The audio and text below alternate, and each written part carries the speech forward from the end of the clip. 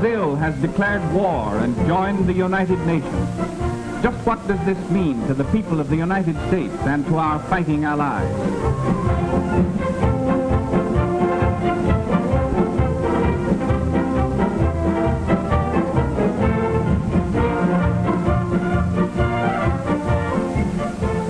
We have gained a powerful new friend in Brazil. Brazil's territory covers 47% of the South American continent. 250,000 square miles larger than the United States proper. Larger than all Europe, excluding Russia. But let's look beyond the map. How can Brazil and her people help us to win the war? Well, there are more than 45 million Brazilians, which is a third of the population of the United States. We have been friends in times of peace as well as in times of war. Once before, the people of Brazil proved their friendship for the people of the United States in a time of world crisis. That was in 1917.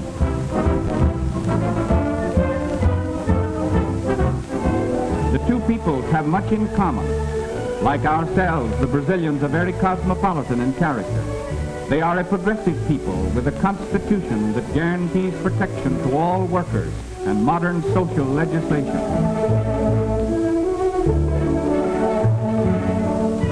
They are a sturdy people, from the gauchos of the great cattle ranches, the workmen on the rich coffee and cotton plantations, and the orange groves of her rich valleys and plains to the city dwellers.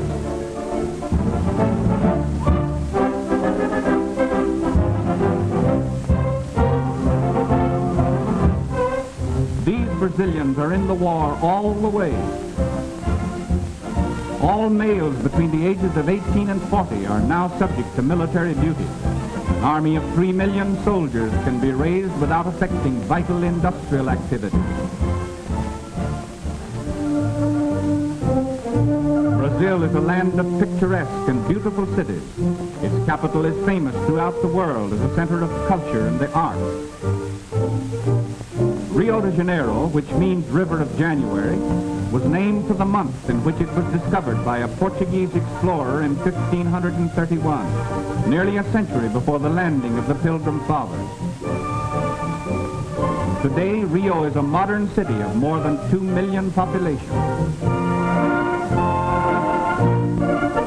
Its municipal theater is one of the finest opera houses in the world.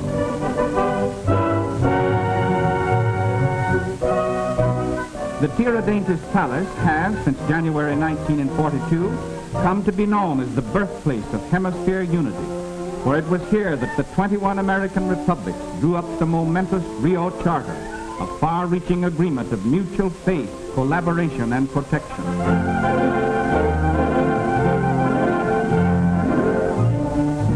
Brazil's merchant fleet is the second largest of the Western Hemisphere, surpassed only by our own. And despite torpedoings by Axis submarines when Brazil was still at peace, these ships will prove invaluable in transporting raw materials to the United States and convoying military equipment to distant theaters of war. Her navy is not large as compared to those of the United States and Great Britain, but it is modern, splendidly officered and manned, and eager for action against our common enemy.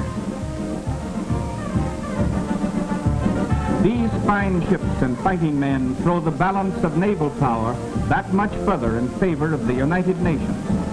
Already they have seen action against enemy raiders attacking our vitally important South Atlantic supply lines.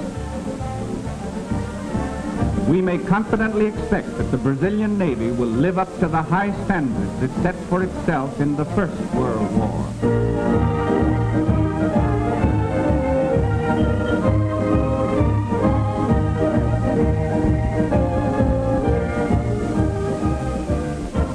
Backing up its navy is Brazil's large and rapidly growing air force.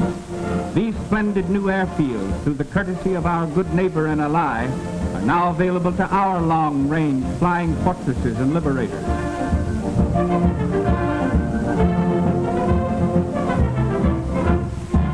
The efficiency of Brazilian fighting planes and the marksmanship of her pilots has already been admirably proven against marauding Axis submarines pursuing their campaign of terrorism off of her more than 4,000 miles of coastline. Getulio Vargas, Brazil's progressive president, has long been an ardent advocate of inter-American solidarity, military preparedness, and hemispheric collaboration. Under his guidance, the Brazilian army has been rapidly increased, equipped, and trained in all the phases of modern warfare. Brazil's total mobilization and training is already well underway toward that 3 million mark. And by the uncompromising public declaration of its president, this army, as our fighting ally, stands ready to make any sacrifice which our collective security may require.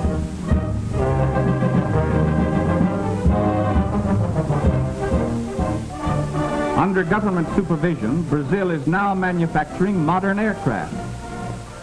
Other war materials are also being manufactured on production lines patterned after those of our own great plants.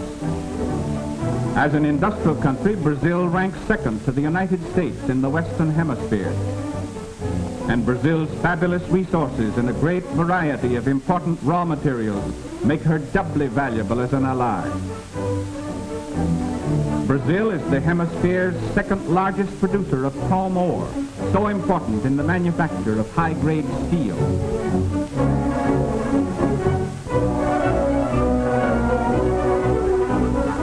These war factories in the United States use large quantities of Brazilian manganese, highest-grade iron ore, zinc, nickel, and other minerals essential to the manufacture of tanks, machine guns, warships, and other necessities of modern warfare. We need these raw materials to keep our war production plants going all out for victory. Brazil produces a large quantity of bauxite, from which the aluminum used so extensively in our combat planes is made. Brazil is the world's only source of high-grade crystal in substantial quantities, so essential in the manufacture of the electrical, optical, and precision instruments which have such a vital place in modern warfare.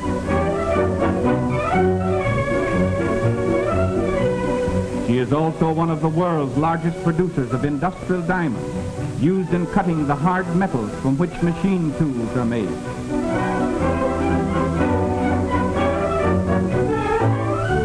She can produce enough of the basic material for making explosives to supply the entire world. We all know that Brazil leads the world in the output of coffee, but far more important in wartime, the great jungle forest of the Amazon Valley is the cradle of the rubber industry. In 1903, this area supplied more than 3/5 of the entire world's consumption of rubber. The seeds of rubber trees such as these, smuggled out of the Amazon country, shifted the rubber production of the world to the Far East. But that supply of this tragically important product is now among the spoils of war in the hands of the Japanese.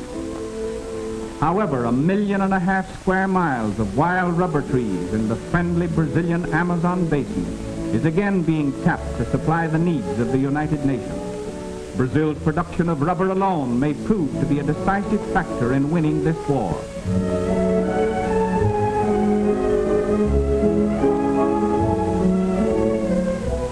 Yes, Brazil brings much to the Allied cause. Not only the weight of her resources and manpower, but the militant spirit of her people and the reaffirmation of her friendship for the people of the United States, a friendship which we welcome with gratitude and which shall never be forgotten.